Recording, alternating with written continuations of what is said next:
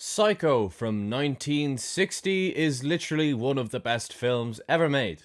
It's probably the most important film in all of horror. So yeah, enjoy your Friday the 13th. No, we're not covering those films. And yes, we are covering Psycho today. And I can't wait on the Golden Era Film Podcast.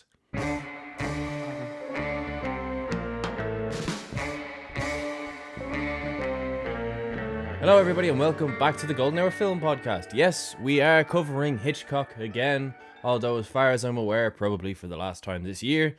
It is Psycho. Yes, it is Friday the 13th, so we thought we'd pick something kind of spooky. And we have a whole catalogue of stuff we want to cover in the month of Halloween, so we thought we'd dip our toes into Psycho.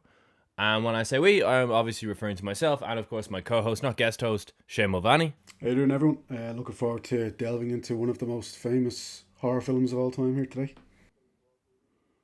Yeah, one of the best as well. It is class, a legitimately perfect film, one of my favorite films ever made.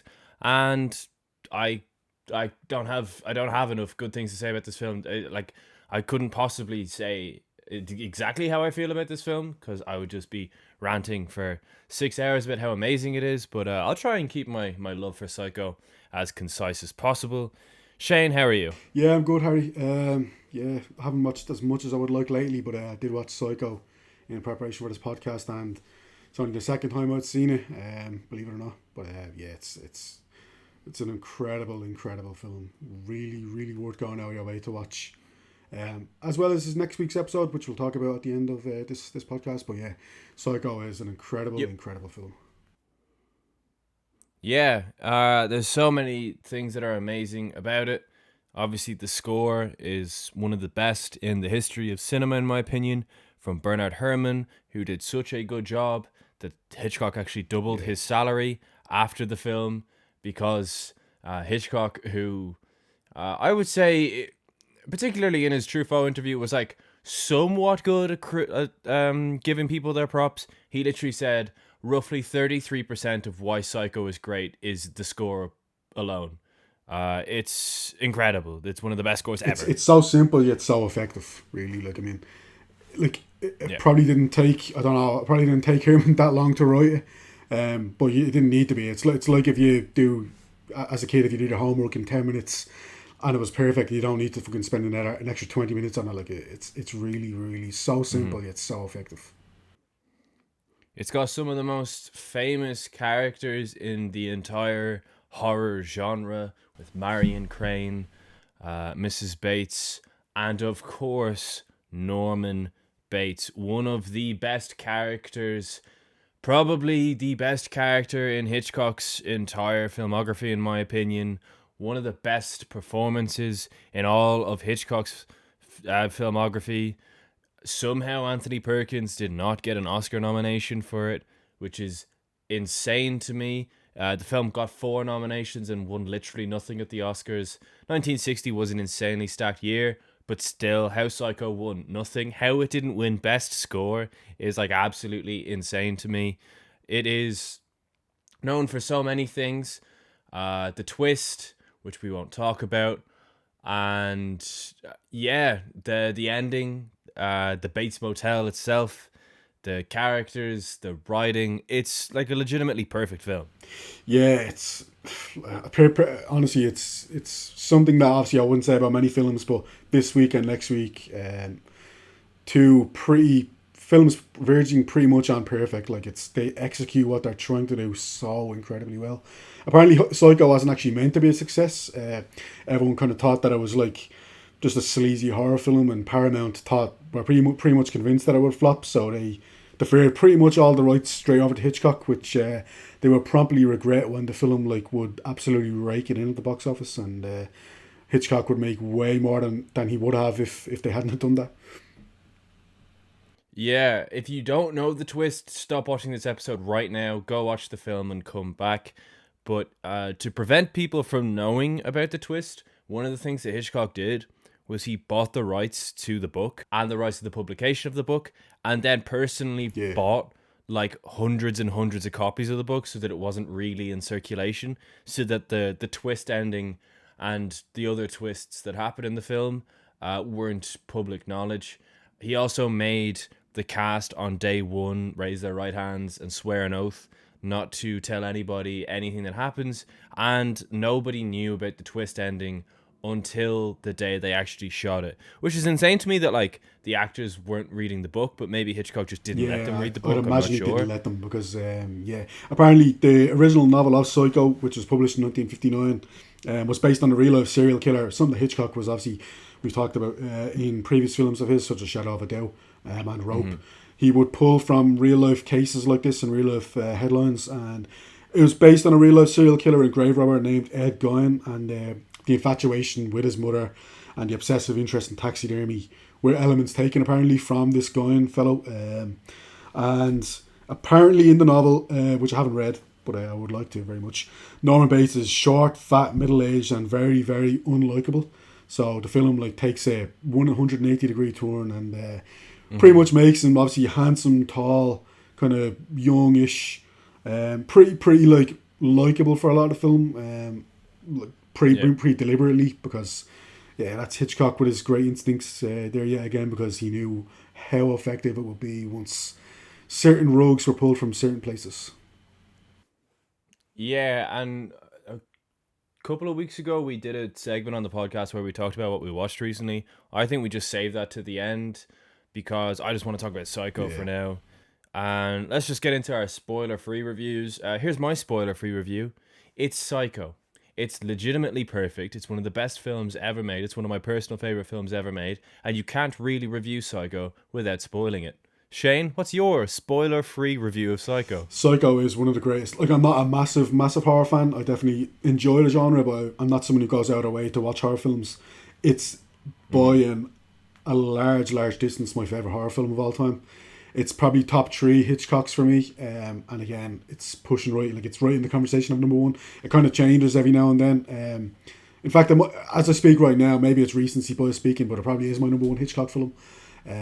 It's so economical in how it tells a story. It's pretty incredible how much is packed into 90 minutes here. It's a pretty incredible film for so many reasons. Incredible performances, mesmerizing score, brilliantly shot.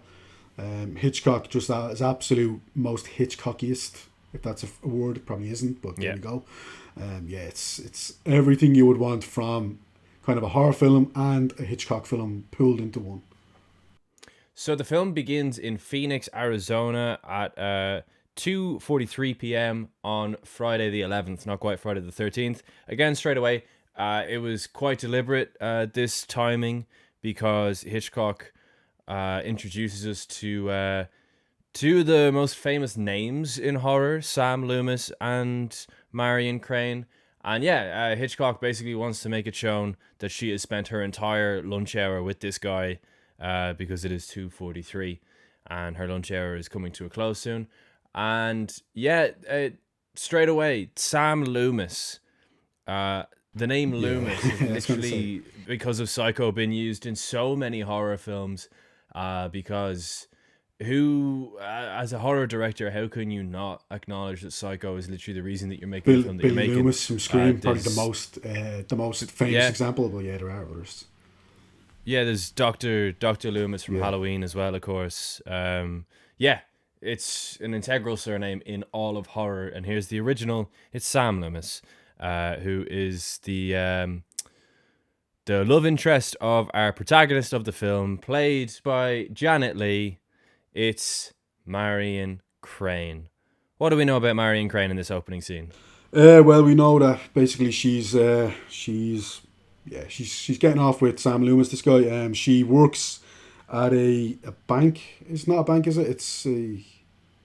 No, I think they handle people's money. Some sort of savings kind of establishment. I'm not too sure. But basically, look, she doesn't seem too interested in Sam until she says that they get married. And he says, look, I owe my ex-wife alimony. It's not a great time right now, but I do kind of love it. And then she says, she's not too happy about this, so she goes back to work, and this is where we get the Hitchcock cameo. He's waiting outside of this financial establishment Yeah. of some kind.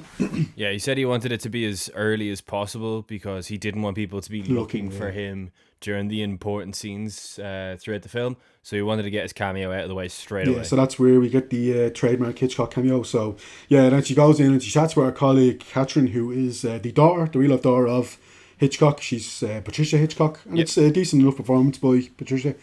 And then their boss enters. So Tom brags that he's buying his daughter a house worth $40,000. This guy Tom, who's a customer of theirs, pretty unsavory character. He's braggadocious, sleazy rich guy who wants to wave his money in front of women's faces. Exactly. Basically. Yeah. So he then says he sets flaunt his money and he comes out the line. I never carry more than I can afford to lose. So the fact that he has 40,000 tells us. I mean, it's a pretty outward line where he says I can never carry more than I can afford to lose.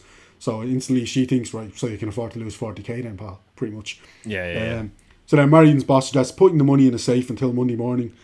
And then he says, actually, I'll put it in a safe deposit box in the bank instead because I'm a bit cautious of leaving it here over the weekend. Yeah, that much cash. Mm-hmm. So Marion says, look, I have a headache and I'm going to go home after I drop to the bank and everything's all good. We're our boss, but... She tells her boss as well that she's going to spend the entire weekend in bed. Yeah, exactly. So, that's pretty important. You're right to say that.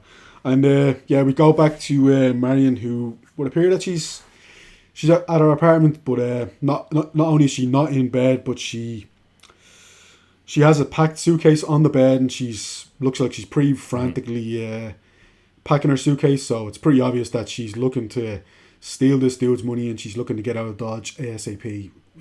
Skip town, basically. Yeah, so she gets in the car with the suitcase and she drives off, and it is one of my favorite things in Psycho. It is one of the few but all incredible scenes where Marion Crain is driving her car and she's overthinking like crazy. Every single time they do it, it works, and it's no different. She goes through all the different possibilities as to what's going to happen now with the money. She gets to a red light, and her boss, Mr. Lowry, sees her in the car and waves, and then he kind of thinks, hang on a fucking second. Yeah, he does a double take. Yeah. I know that girl. You said you were spending the whole weekend in bed.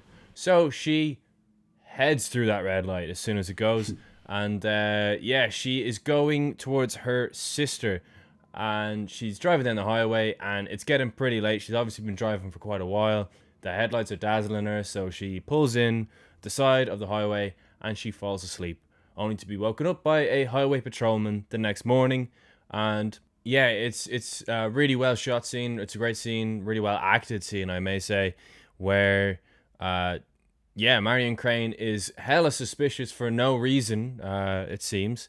Because this guy's just woken her up and she tries to drive away and he stops her. And then he inquires as to why she was falling asleep on the side of the road and she didn't just check into a motel. And she kind of fumbles her answer there.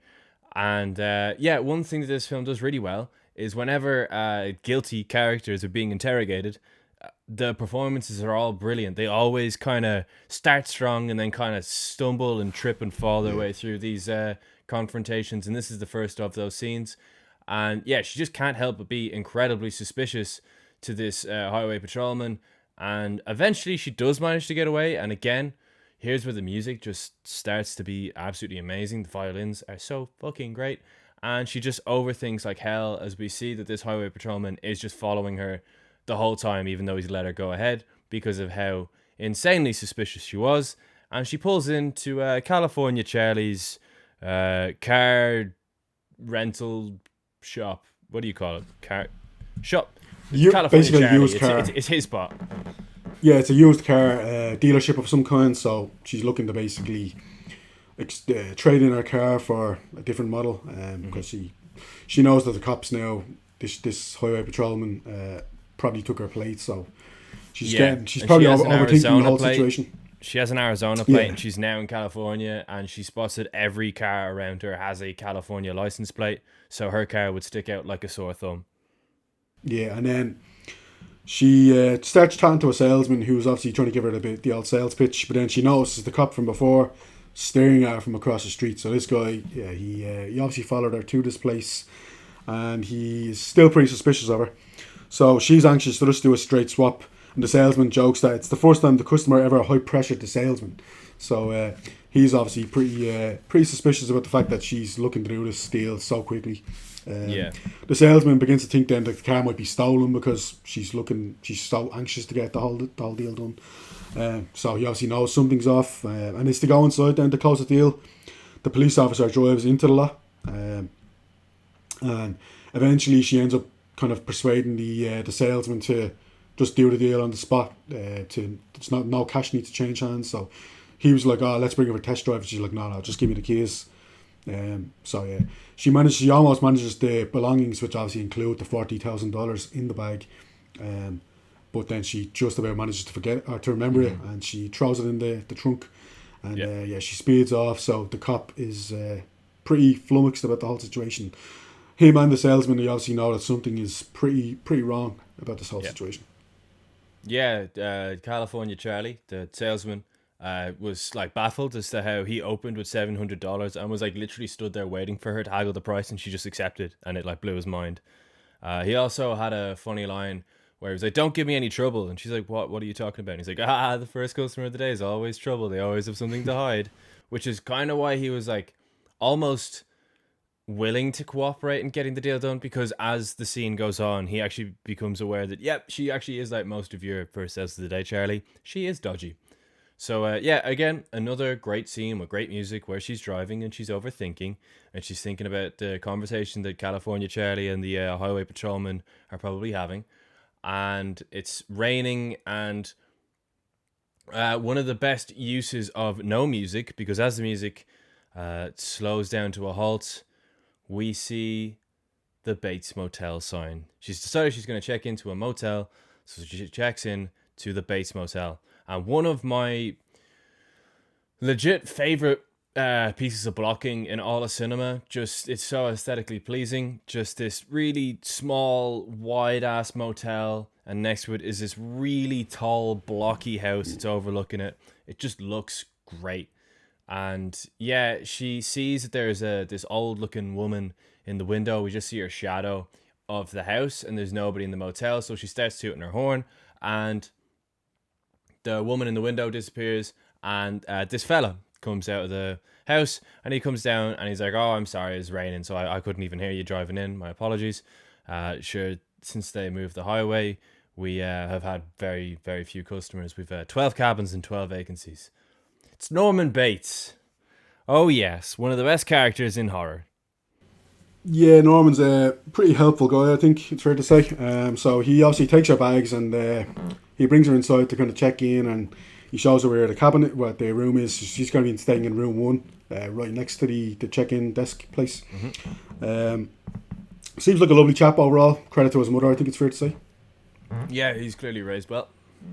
Yeah, so then there's a very interesting moment then, as Norman doesn't even say the word bathroom. He's showing her around, and he kind of looks nervous about the bathroom. I don't know why that would be, but anyway.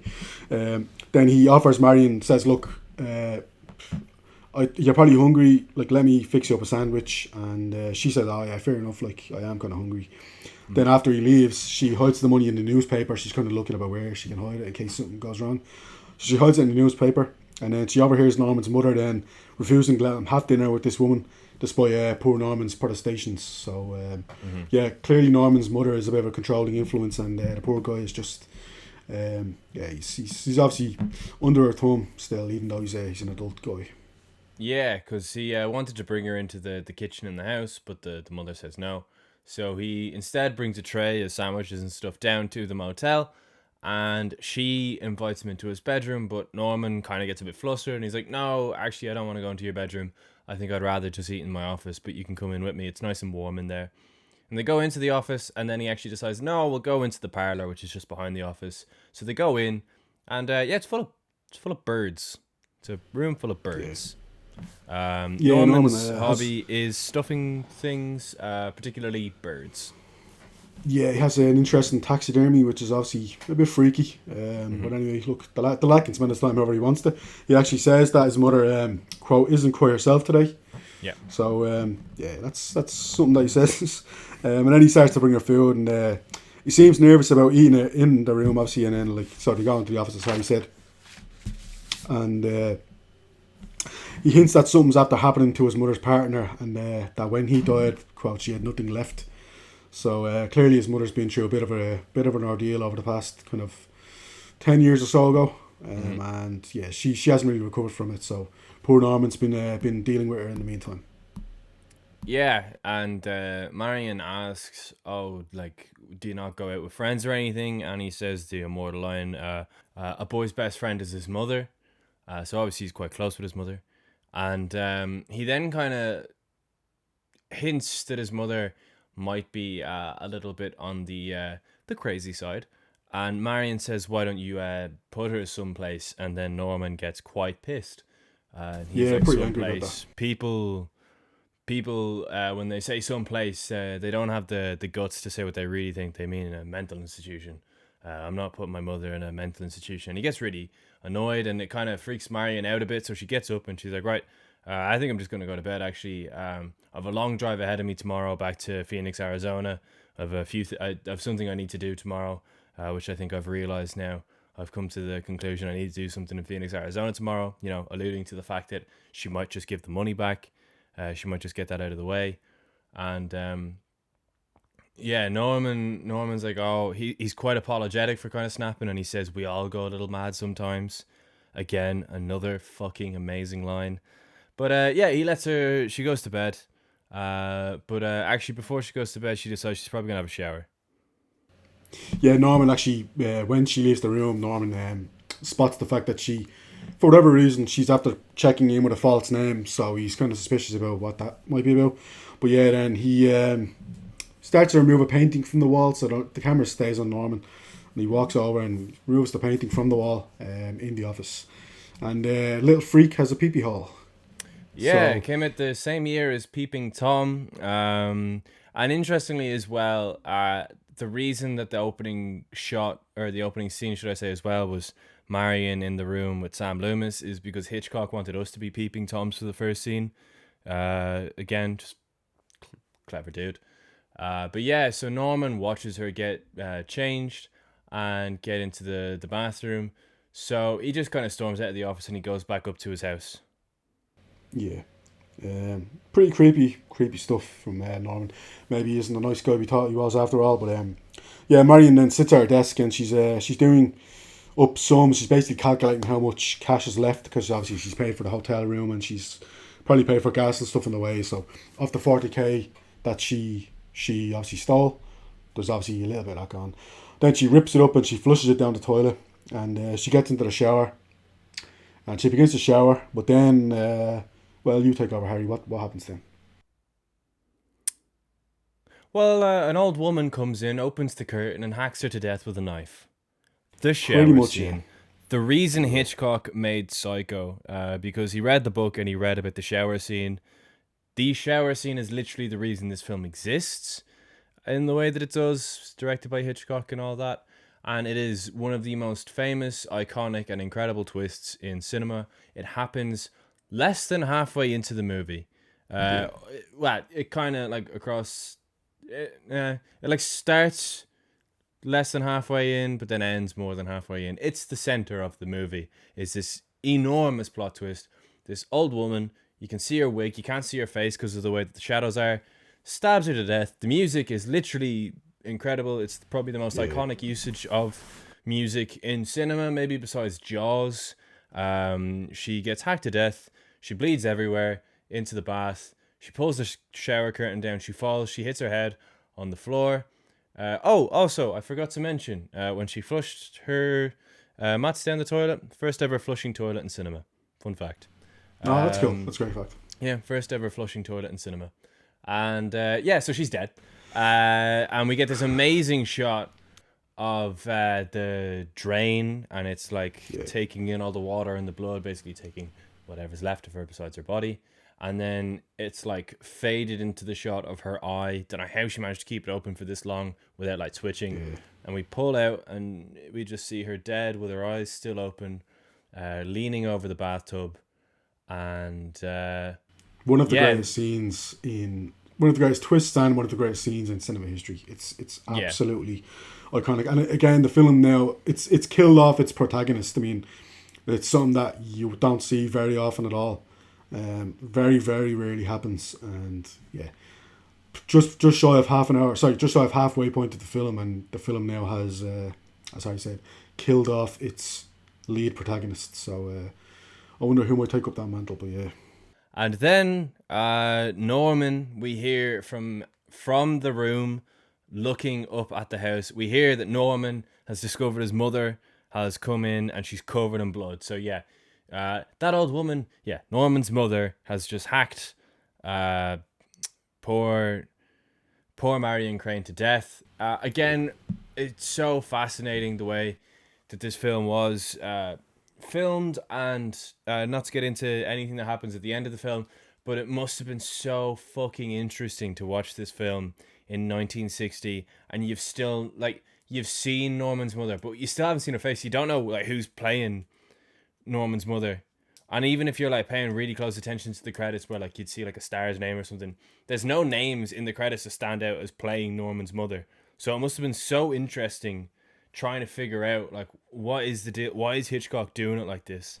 But yeah, we hear that Norman has found that his mother's done this, so he literally has to clean up the mess. Yeah, it's an unbelievable shot of basically Norman running into the room, and when he sees Marion's obviously slain body on the floor of the shower, like he puts his hand up to his face like that, and Yeah. the horror in Anthony Perkins's face on Anthony Perkins's face at that moment is incredible piece of acting. So yeah, he turns the lights off, and then he's trying to recollect himself, and he's trying to think about what to do, because he obviously doesn't really know what to do. So he decides, obviously he's trying to help his mother in this situation, so he wraps the shower curtain around Marion's body, starts to clean blood off his own hands, and he starts to mop the floor, and then he drives Marion's car up against the room that she's staying in. He pops open the trunk, and then he lifts her body into the trunk. He puts her room key into his pocket, packs her suitcase, and then turns out that he leaves the newspaper there. But then just in the right moment, then he's looking around the room, doing one last little scan at the room, and he sees the newspaper, and he puts it in the trunk too. And then yeah, he pulls up to like this kind of like swamp area, and basically he leaves the handbrake down, and he pushes the car into the swamp, where it begins to then submerge in the swamp kind of surface. And he waits nervously for a few moments because it doesn't look like it's going to go all the way down, but then eventually then just manages to sink right down to the bottom. And he has a satisfied and relieved kind of grin on his face then at the moment. Yeah.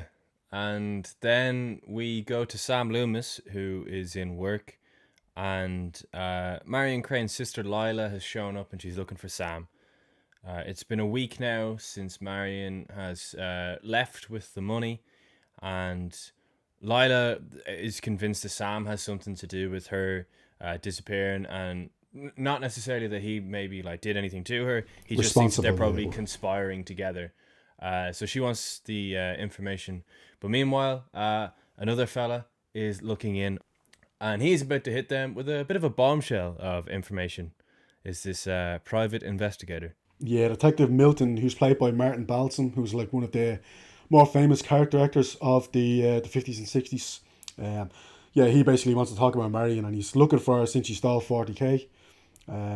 Turns out Marion's in deep shit, obviously, as we know, and it's the first time that Lila and Sam kind of finding out about this. His name's Arbogast. That's what I said, yeah. Oh, I think you said I Milton. don't know why I have Milton down. Yeah, I don't know why I have Milton down. Fuck. Anyway, that's my bad. So Arbogast basically vows to find her. Then we get a montage of Arbogast asking around, and he's asking around. He's trying to find out info, and he eventually pulls up to the Bates Motel, and he starts chatting to Norman, who's obviously a friendly fellow. They're exchanging some small talk, and then Norman says no one stopped by in a couple of weeks.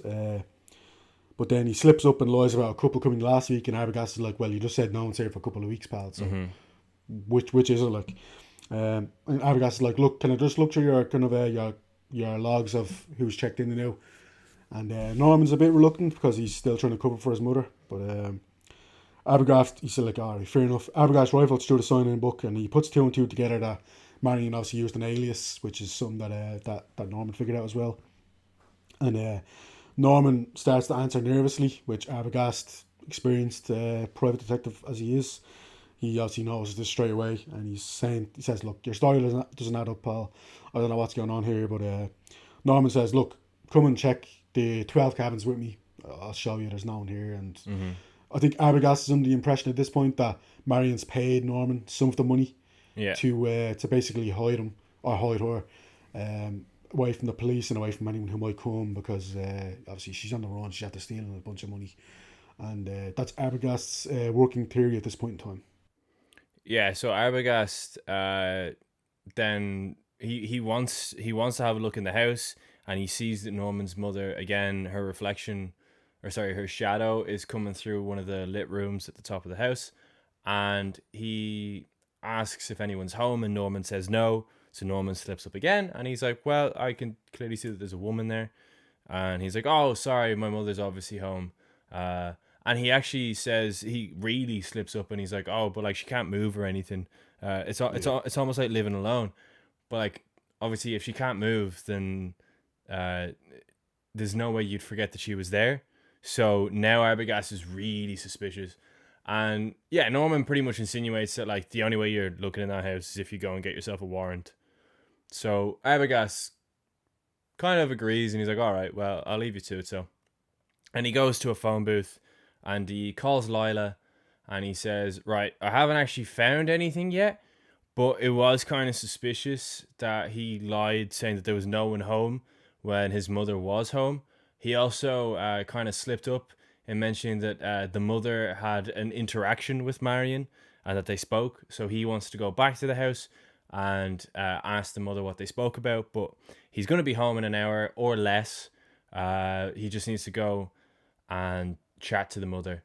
So he goes back to the Bates Motel, and as he's pulling in, we see Norman with it's linen day, by the way. He's got his linen sheets, and he hides in the corner as he pulls in, so Arbogast doesn't see that Norman's there. And he goes up to the house, and he kind of looks around downstairs. He has a brief look around downstairs, and then he decides he's going to go upstairs, because obviously he saw the shadow of Norman's mother through the upstairs window, so that's obviously her room. So he goes up the stairs, and in one of my favorite jump scares in all of cinema, as he gets to the top of the stairs, she just comes out of the fucking corner and she just stabs him in the face. Stabs the shit out of him. It's so good. Yeah, he falls downstairs, and she then starts just wailing on him, stabbing him to death. And looks like Norman's mother is a serial killer, because she's struck again, and it's the second life she seems to have taken. By the way, I just checked, and Arbogast's first name is Milton, so that's where I got Milton. Okay, go. cool. I wasn't too sure. Anyway, Sam and then Lila, they start to chat, and Arbogast, it's about 3 hours after the fact that after Arbogast said that he was going to go and check out this place. Still hasn't come back.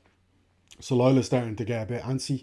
She kind of senses something's up, because he wouldn't just he wouldn't call if he wouldn't not call if he obviously found out anything. So even if he was held up, so Sam says, look, I'll go instead, and Lila, you should wait here in case Arbogast returns. That way, one of us is here in case he obviously comes back. So then Sam goes up to Bates Motel, and Norman can hear Sam calling for Arbogast, and he starts to look nervous. And then Sam comes back. And we see as well that Norman is stood at the swamp when he hears Arbogast, so it's implied that he's already disposed of the body.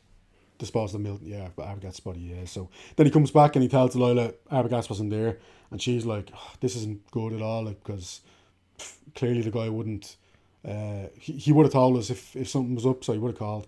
She's like, look, we need to go and see the deputy sheriff, who's Al Chambers. Don't know his name, but anyway, yeah, Al Chambers. And yeah, they go and visit this guy, Sheriff Al, about the motel, and then the sheriff asks questions about the case, but he seems a bit like he doesn't seem too interested, because he's like, oh, Norman's a lovely guy, he wouldn't hurt to fly, basically. He seems to think his working theory is, once he gets the info, he seems to think that Arbogast is basically found Marion, and he's stolen the money from Marion, and he's took off with the money. So he thinks Either Arbogast that is off. or he's got a lead to Marion, and he's just going to go off and try and get the money off for himself and not inform them on Yeah, it. Either way, he's basically, kind yeah, of painting it out that Arbogast has basically scammed them. yeah, exactly. So he says Norman lives like a hermit, and that there was bad business at the motel about 10 years earlier. So he calls to the motel and he says, "Look, Norman, was anyone there by you by the name of Arbogast kind of looking for anyone that checked in?" And Norman says, "Oh yeah, this guy Arbogast came. He asked me a few questions, and then he left." And Sheriff Al's is like, "Oh yeah, look." Uh, he says no one was there. Then he says Norman's mother's been dead for 10 years. So So that's like Yeah, a big reveal, obviously, yeah, because because if she's been Sam dead for ten Sam years, said that when he got to the house, the only person who he encountered was an old woman who was too sick to answer the door. So yeah, whenever the deputy sheriff says she's been dead for 10 years, all sorts of theories start coming out. Straight away, the deputy's like, all right, well, if you're telling me that Norman's mother is still alive, then who the fuck is in that coffin who's that we buried? Yeah, buried 10 years exactly. ago? Yeah, it turns out that Mrs. Bates was she was dating a guy, and then when she found out that he was married, she poisoned him, and then she killed herself. So that's Hmm. what Detective Al says has happened. Yeah. Sam's adamant. He's like, "No, look, I saw someone in the window, some old woman in the window, at the motel." And the sheriff, yeah, he's obviously asking who the fuck is after being buried, and that's the Yeah, case. yeah, So Norman runs up to to the house, and he goes upstairs, and we don't see the conversation, but we can hear it. Again, very clever from Hitchcock. He decides to, well, he says, "Look, mother, people they're starting to cotton on to what you've done here." And she says, "Look, I'm not going to go down to the cellar." He's like, "You're going to have to go down there because I'm going to have to hide you because you have to yeah. kill in two people. And there's going to be a bunch more people. Basically, the feds, who the fuck, the 5 are going to be coming and they're going to be on your case here." So it's brilliant scene then where he basically, the camera swivels. It's like it's at an angle, it's at a high angle, and the camera kind Yeah. of swivels down as Norman's carrying her dead body. Well, not her dead body, sorry, her prone body down the stairs, because obviously he says that she's basically she can't walk, so that's why he's carrying her down to the cellar. And yeah, so Norman has a plan to hide his mother away from the oncoming kind of police investigation that's going to be coming down the stretch here. And yeah, so the next morning, Sam and Lila interrupt the deputy sheriff as he's coming out of church. And they're like, right, you ready to come into Bates Motel? And he's like, I actually have already been. And I'm really sorry, but I've already quizzed Norman. Seems totally normal. And yeah, there's literally, there's nothing suspicious about that place at all. I'm sorry. And shit, sheriff. And that's why you're the deputy. Sorry. And yeah, so Sam and Lila decide, you know what, we're just going to have to take the law into our own hands. We're going to have to do our own bit of investigating here. So they drive up and they pretend to be a couple. They check in, and Sam is pretty blunt with Norman. He's clearly kind of trying to press his buttons and see what kind of a person he is, because he comes across still as this lovely guy to them, not shady at all. But Sam keeps making him slip up. He asks for a receipt, and then he says that they have no bags, and Norman's like, oh, that's okay. And then tries to bring them to their room, and he's like, that's weird. Obviously, this was a thing at the time. He was like, I've never heard of a motel that doesn't make you pay in advance if you don't have rooms, obviously to prevent people from doing a runner. And Norman's like, oh, yeah, my bad. I don't know how I forgot. And then he takes the payment and then doesn't give him a receipt, and sounds like, what about my receipt? And he's already kind of got Norman on the back foot, and Norman's clearly quite uncomfortable. Norman's like, right, I'll show you to your cabin. And they're like, no, we'll show ourselves to our cabin, actually. And yeah, it's interesting then that Lila kind of has a peek in cabin one before they end up going to their cabin down the far end. And when they get into their cabin, they decide that they need to check the cabins one by one, starting with number one, to see if there's anything suspicious, because Lila makes a fair comment that Arbogast gave them a call when he had literally no leads. If he went up and there was something suspicious, such as the mother being dead for 10 years and all this jazz, but then there was a woman at the door, surely he would have called them with information. So she's not buying it one bit that Arbogast has done a runner without letting them know, because he was that tentative that he literally called them when he had no information. No So information whatsoever. Yeah. yeah, they agree that they're going to go to cabin one, and they wait for Norman to basically leave so that the coast is clear. And they go into cabin 1 and they kind of start snooping around. And yeah, they find very little until they get in to the bathroom. Well, yeah, Sam then's like, oh, there's no shower curtain on that Yeah. in this bathroom, so they obviously find that suspicious. And then Lila finds the written note of Marion's $40,000 calculations, where she was obviously trying to calculate how much money she had spent and how much was left. So then she's like, well, clearly she was here then, because it's 40,000. That's her handwriting.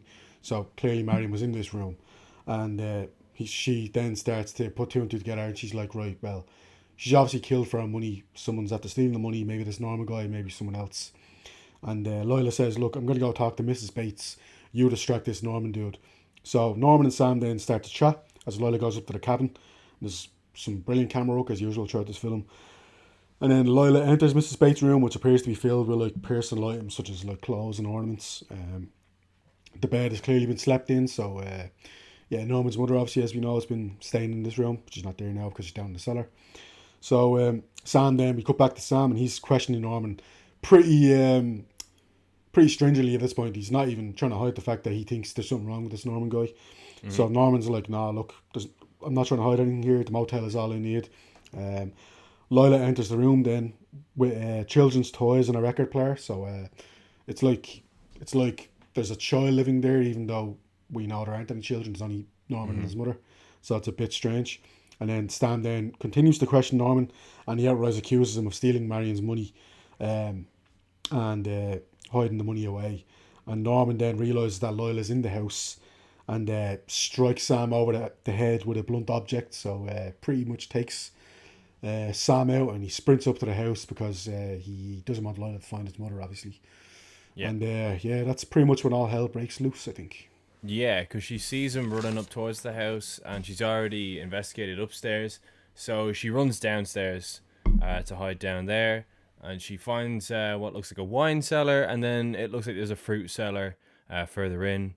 And she goes into said fruit cellar, and yeah, Mrs. Bates is in there hiding with her back to the camera. And yeah, she goes over, she asks Mrs. Bates if she's okay, because she's very still. She taps her, and Mrs. Bates swivels around. Oh yeah, no, Mrs. Bates has been dead for 10 years. That is literally a carcass. That is a carcass right there. Mrs. Bates is super dead. Very dead. And Norman charges into the fruit cellar, dressed up as his mother with a knife. He looks... Anthony Perkins' fucking acting here is great. Yeah, he looks like he doesn't even look human. He looks like unhinged with his facial expressions. And he goes to leap at her with the knife, but Sam manages to intercept. And again, just the way Anthony Perkins like contorts his face and his body is... The dress that he's wearing kind of rips open to reveal his shirt. It's kind of like his costume of his mother's being ripped open to expose that it is him, even though it clearly is him. Like the wig that he's wearing falls off when he drops the knife. And yeah. Norman Bates is a pretty complex character. Yeah, it turns out Mrs. Bates, she's been dead this whole time. And Norman, the fucked up guy that he is, clearly has some mommy issues that he needs to deal with and exercise, because he's been pretending to have conversations with her even when there's no one else there, and he's been sleeping in her bed and he's pretending to be her. So some pretty Freudian shit going on here, I'd say. Then we cut to one of the probably the most polarizing scene of the film. I think some people love it, some people don't like it. I think Roger Ebert said it just explains way too much, which I can understand to an extent. Basically, a guy called Dr. Richmond says Norman did and didn't kill his mother, or didn't kill Marion. He says that Norman murdered his mother and her lover, which basically tipped him over the edge into going full-on loco. And that Mrs. Bates preferred her lover to Norman, which obviously tipped him over the edge because, again, there was this whole weird freak kind of thing going on with him and his mother, which... probably needs a few films to unpack, really. But so he stole her corpse after she died, and basically that he could be both personalities at any moment. So he could be Norman and then switch immediately to being Mrs. Bates and not even realise he's doing it. So he could actually imagine, like he really believed that it was Mrs. Bates, that his mother, that he was having these conversations with. He didn't know that he was basically had this dual personality situation going on. And he said basically every time Norman felt an attraction to a woman, the mother's jealousy killed the girl. So basically, he implies then that Norman obviously had some sort of physical attraction towards Marion, which is the reason she's dead, because Norman basically turned into Mrs. Bates and acted like a controlling, malevolent presence in her son's life, which would prove to be Marion's undoing. So he says basically the dominant personality won and Norman has become Mrs. Bates. Yeah. And yeah, then we just get the incredible ending of basically Mrs. Bates is narrating whilst we look at Norman, because as they said, he's become Mrs. Bates. And yeah, she is insinuating, obviously, that she's gotten away with it. She's framed Norman for these murders that she's committed, and sure they wouldn't think she did anything. They'd look at her as this fly lands on his hand and starts walking around, and as she narrates, she says, "Oh, I'm not even going to swat that." They'll look at me and they'll think, "She wouldn't even hurt a fly." And then Norman looks up at the camera, and again, just this fucking perfect bit of editing. Again, so many of my favorite things, whatever. One of my favorite pieces of editing in horror is this, like, not even, it's like a half a second dissolving where his face kind of looks like a skull, like a skeleton skull. Yeah. And then we cut to the car being towed out of the bog. The end. Yeah. Psycho. Masterpiece. Yeah, it's literally one of the best films ever made. I absolutely love this film. Obviously, I gave it 5 stars. I could give it 5 more stars if I wanted to. I'd give it 10 stars. I love Psycho. It's perfect. It's one of the best horror films ever made. It's one of the most important horror films ever made. I love horror films. Therefore, I love Psycho. How could I not? I love Hitchcock. Therefore, I love Psycho. I think Anthony Perkins is one of the most underrated actors ever. I think this is one of his best performances ever. I also think that I haven't seen 3 or 4 or Vince Vaughn, but I've seen Psycho 2, and I would definitely recommend it. It's a really interesting film. It's really different to Psycho, but it takes it to some interesting places, and again, similar to Psycho, I'm not going to spoil anything, because of course, as a Psycho sequel, it's got to have some twists, hasn't it? It also, interestingly, takes place a good bit of it in the diner that gets referenced, because it was interesting that Marion Crain realized just after she checked in that there was the diner in is it Fairview? It's Fairview, isn't it? Yeah, Fairview, I think. Yeah. The diner in Fairview is only 15 miles up the road. Like, she was literally 15 miles away from safety, but she only realizes like immediately after she checked in. So yeah, there's so many genius techniques and moments and performances and niches to performances and nuances, and it's just an amazing film. I love it so much. It's Psycho. It is the Psycho of all films. Shane, what do you think of Psycho? Yeah, it's just this absolutely seminal film, isn't it? Like, it's so, like, one of the most influential films in any genre ever made. Like I said, I'm not the biggest horror fan in the world, but like, it's such an incredible psychological horror and thriller, and most Hitchcockian, probably the most Hitchcockian film of all time. Certainly the film that I think, when I talk to people about Hitchcock that maybe don't know as much about film as maybe I like to think I do. Psycho is always the film that is, like, as soon as I mention Hitchcock, Psycho is the first film, in often cases the only film that they know him for, which speaks a lot. It is like a top 10, top 15 film for me that I've ever seen. It's an incredible film. I would like to see Psycho 2 and Psycho 3, which actually, Psycho 3, by the way, directed by Anthony Perkins. I'd also like to see Bates Motel, which is the prequel series from a few years ago. Vera Farmiga genuinely playing Mrs. Bates. It's like a prequel series, obviously based before she died, obviously.